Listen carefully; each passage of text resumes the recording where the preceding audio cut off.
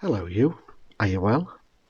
So over the Christmas period, I stumbled across the first Pirates of the Caribbean movie, which led to me watching all of them, and that included the bad one as well. And it got me thinking, what would a pirate ship look like in a post-apocalyptic world? So you know what that means. Let's start scratching that build. Find one old pirate ship toy and dismantle accordingly.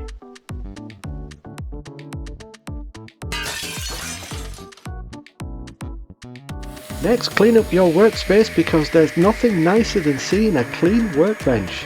Trust me. Once the bench is clean to an inch of its life, we can begin. So you'll already notice there's a flaw to this boat and that it's not very watertight. Well, where we're going, we don't need water because this is going to have wings. Eventually. Let's sand down that shiny plastic. For the amount of times I've given out about this annoying fidget tube, I just want to say, I'm so sorry. I use you more with each build. Let's trim down the fidget tube with the same length as the other tube, for visual interest. Now looking like you're about to cut your fingers off, let's cut the fidget toy in half.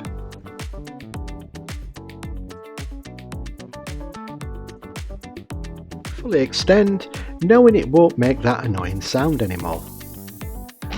Hot glue action time. Attach both ends to the first tube, but you don't trust the process, so go back in with super glue and baking powder.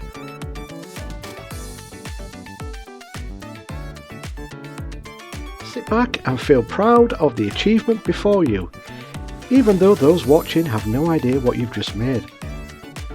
To heighten the tension for the viewer, insert some snipping action on one side of the boat. Now it feels like you're really teasing the viewer as you prepare the other bit of the boat using a cross-headed screwdriver for a flat-head screw. Or is that the other way around? Anyhow, it's gonna annoy Spider-Math. I know what this build needs. Cogs. I wanted to change the front of the ship, and this will probably divide the viewers, but it's my build, so it's my way. This cog is made from MDF, so using a snipping tool that isn't supposed to be made for this seems fitting. And there we go, the cog is in place.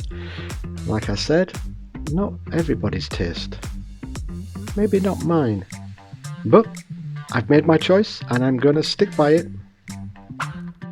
Garden wire, used how it was designed for, in scratch builds. So the wait is over, now we can start bulking out this thing everyone successfully forgot about, because now you know how to incorporate it into your build. Add a generous amount of hot glue to one part ship and pray it somehow holds the tube in place. Repeat with second half of ship, but add extra glue because you didn't put enough in the first half.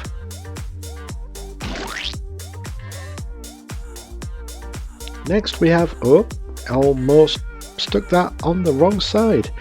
Styrene covers any amount of sins in a scratch build. Looking for inspiration in one of my many bits trays. These tank things will do. Did you know a ship can be a very dark place without windows? 2 wall plugs will be used because I like the texture and shape of them. And there they are, just stuck them onto that bit. Q-tips or cotton buds can be used as pipes, or pipes. Styrene. I'm going to bend this slightly. Now you can soak it in hot water to bend it easier, but I couldn't be bothered to move from my chair, so marvel at my strength. A toy tube, cut in half. Oh hello, some power tool action, you lucky people. I cut out the power tool action because I had to wait until the battery had charged and then totally forgot to film when it was ready. My bad. But there you go, I've put holes in the toy tube and now I'm just making little chips out of it so it looks like it's been worn down over time. A bit like me. Now these pipes go there because I couldn't think of anywhere else to stick them. Some funny shaped nozzle caps. They'll be stuck onto the ship, but over time will be covered up because that's just how I roll. Does my bow look big with this rail? I cut this off with the intentions of gluing it back on later, but misplaced the rail, so let's just move on. More styrene to cover the bit you've just cut off. Again, some more styrene and some manually bending action. Just going to bend this round just so I can sort of get half of the shape of the first shape. Did anybody understand that? A broken piece of toy will be reshaped and stuck on the ship. Gotta plug those holes. A broken winding motor. I just need one of those cogs. Yes, there we go. Lovely. You know what they say, a cog a day keeps the... No, I didn't think that through, did I? Well, that cog will go there instead. Oh look, another annoying fidget toy. Didn't I tell you I use these more often than I care to mention? And I needed something for a tail, because all boats have sticky out tails, right? Juice lids. I love these because they look like engines. And they also fit perfectly, right here, one on each side. This is called symmetry, or pure luck. Remember the platform I was building before? Finally ready for its close-up. Another juice lid to cover the gap unintentionally made because I measured wrong. But with a lot of luck and a little skill, adding this piece makes it look like it was planned all along. Some cardstock to cover all the details from before goes here. And this build's code word is Captain Jack. If you're going to leave a comment, leave that before the comment so I know you got here before skipping. And if you're doing that and new to the channel, leave a like and subscribe. That would really help out the channel. Thanks. Those aren't fake, they're proper Lego bits that are going to fit nicely on that grill that's going to fit there.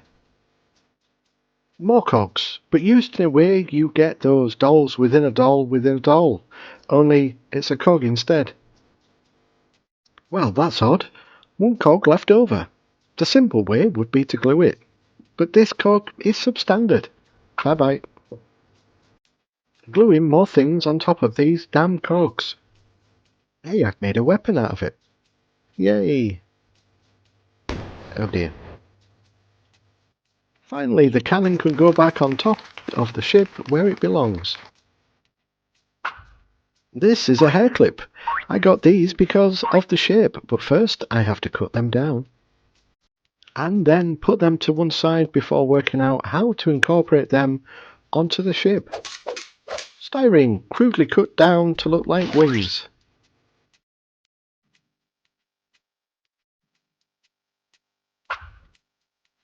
We're back with the hair grips. After much thought, these look like talons and will fit perfectly on the front of the ship.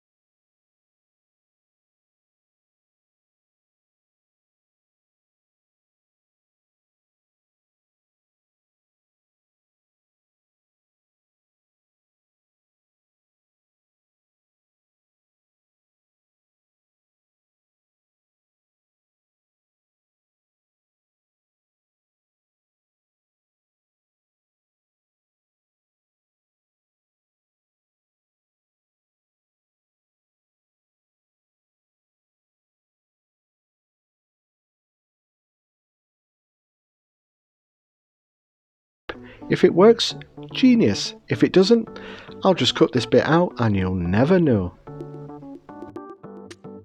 Hello my precious, this is a plastic diamond, not to be mistaken for a real diamond, and if I had a real diamond that size I wouldn't be on YouTube, I'd be living it up somewhere drinking tequila, in the sun. So that's the flying pirate ship, all done and ready for a prime of black paint.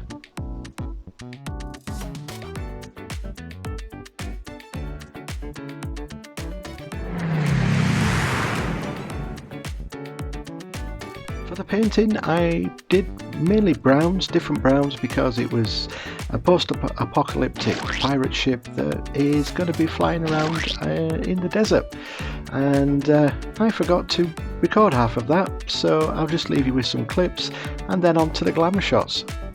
So remember, if you're new here, like, subscribe to the channel, it really helps it out, and until next time, keep scratching that build everybody. Thanks for watching.